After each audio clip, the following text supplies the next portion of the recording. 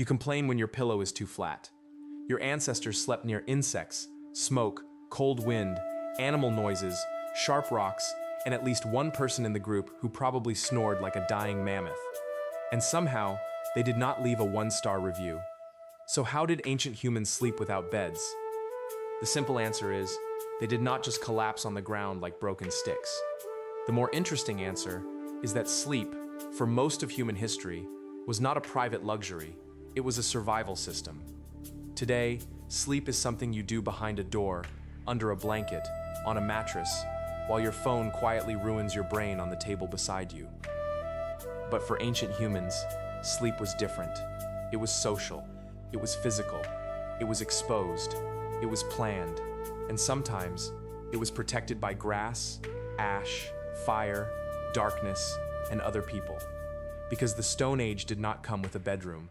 There was no memory foam mattress, no air conditioning, no white noise machine, no weighted blanket, no tiny bedside lamp that makes you feel like a mature adult with your life together. There was ground. And ground is honest. Ground does not care about your spine. If you were an ancient human, finding a sleeping place was not just about comfort. It was about not freezing, not being bitten, not rolling into something poisonous, not waking up covered in insects, and not becoming the softest item on a predator's nighttime menu. So before sleep came the first question: where is safe enough? Not perfectly safe. Perfect safety did not exist. Safe enough. A cave could give shelter from wind and rain, but it could also hold smoke, darkness, insects, old animal smells, and very bad roommates with claws. An open camp could give visibility, but it left you exposed. Sleeping near water might sound convenient, until you remember that everything else also likes water. So ancient humans had to think like tired engineers. Where is the wind coming from? Where will smoke go? Can we see danger approaching? Is there dry ground? Is there fuel nearby? Did something large already decide this cave belongs to it? Your modern bedtime routine is brushing your teeth and pretending you will not look at your phone. Their bedtime routine was risk management. And here is the funny part. The oldest beds were not beds in the modern sense. They were probably layers.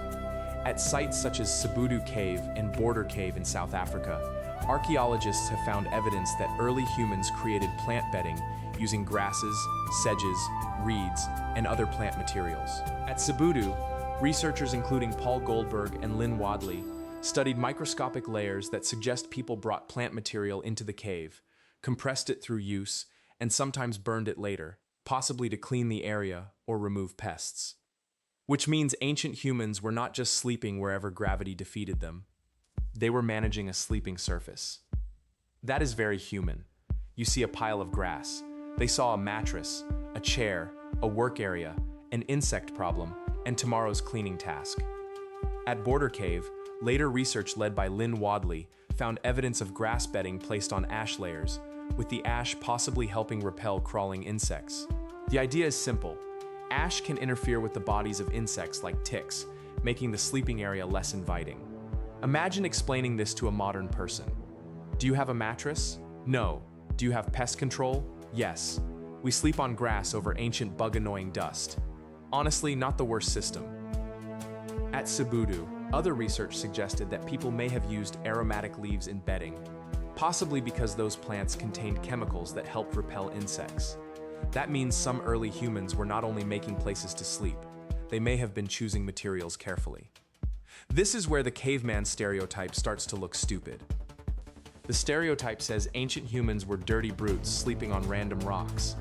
The archaeology says some of them were selecting plants, arranging bedding, using ash, maintaining living spaces, and burning old bedding when it became unpleasant. In other words, your ancestors may not have had pillows, but they had opinions about interior design. Of course, not every ancient human slept in a cave on carefully arranged bedding. Humans lived in many environments across many periods. Some slept in open camps.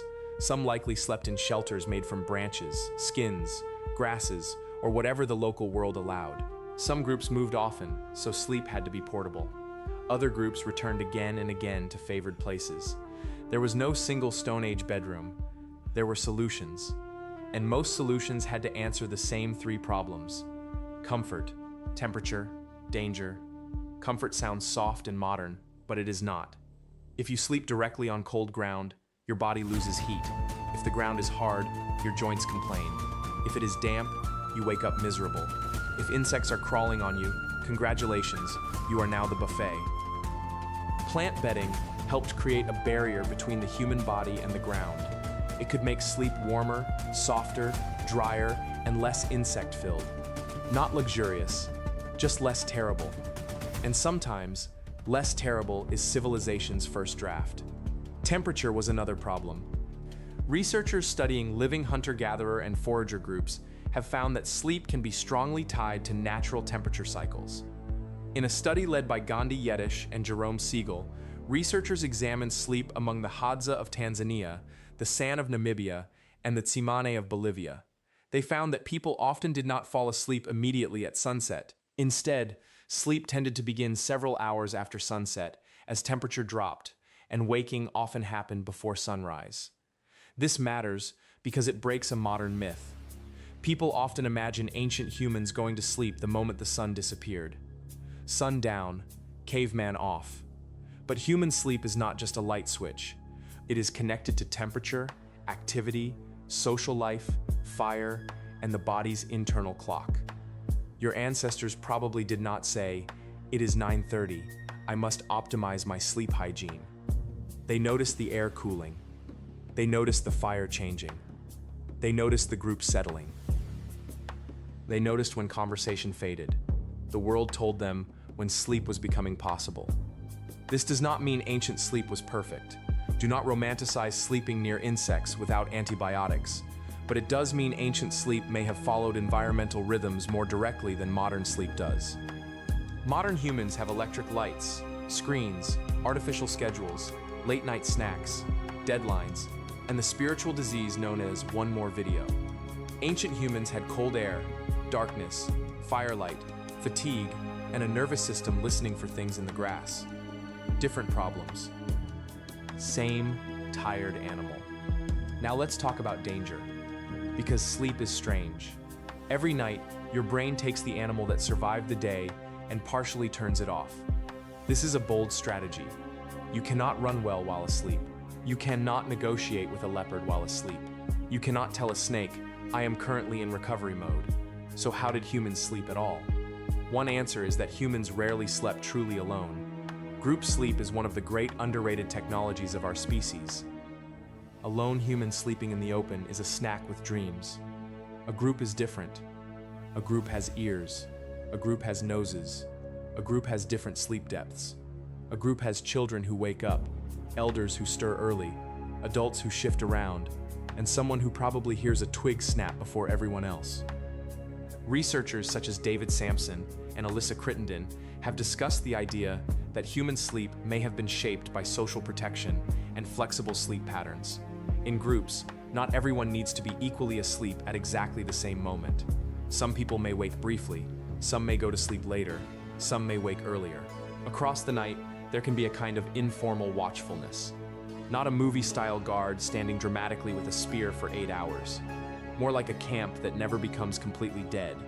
Someone coughs, someone adds wood, someone turns over, someone hears something, someone whispers, "Did you hear that?" And suddenly, everyone is very awake. This may sound stressful, but it also makes sense. Sleep in a group spreads risk. Modern people outsource nighttime safety to walls, locks, police, street lights, smoke detectors, and whatever emotional support object is charging on the nightstand. Ancient humans outsourced some of it to each other.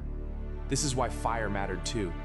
Fire was not just warmth, it was light, it was cooking, it was social glue. It may have discouraged some animals.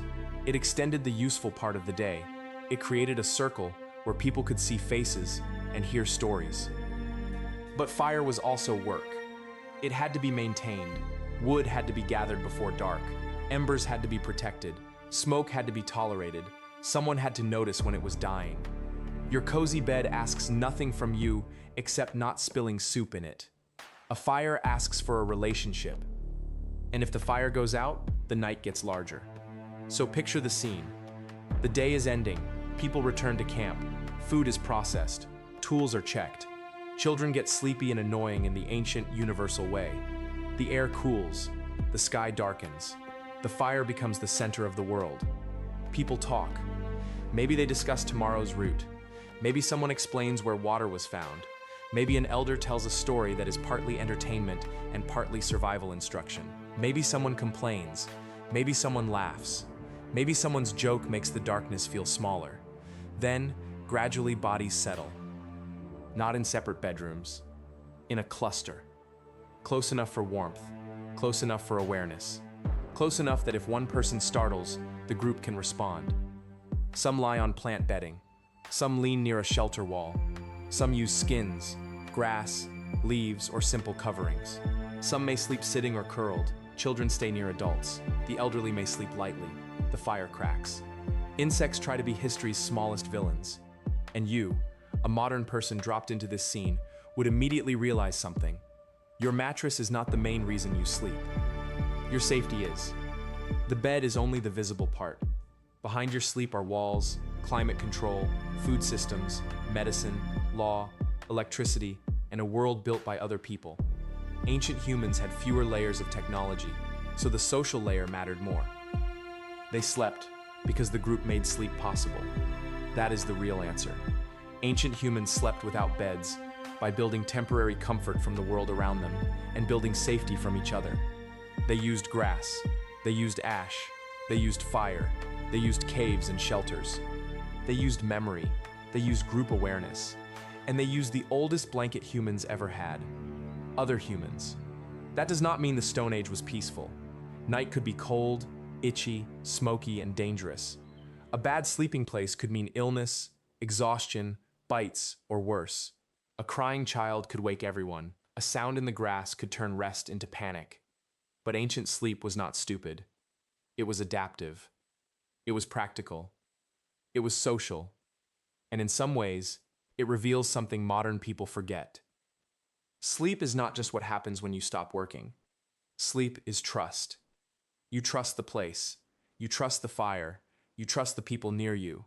You trust that your body can disappear for a few hours and still return. Every night, ancient humans performed a small miracle. They let themselves become vulnerable in a dangerous world.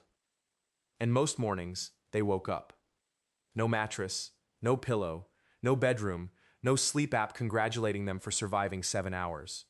Just cold dawn, low embers, stiff backs, insect bites, and another day waiting outside the firelight. So the next time your bed feels slightly uncomfortable, remember this. Your ancestors slept on grass, ash, hides, earth, and trust. And somehow, they still got up in the morning, probably because there was no snooze button.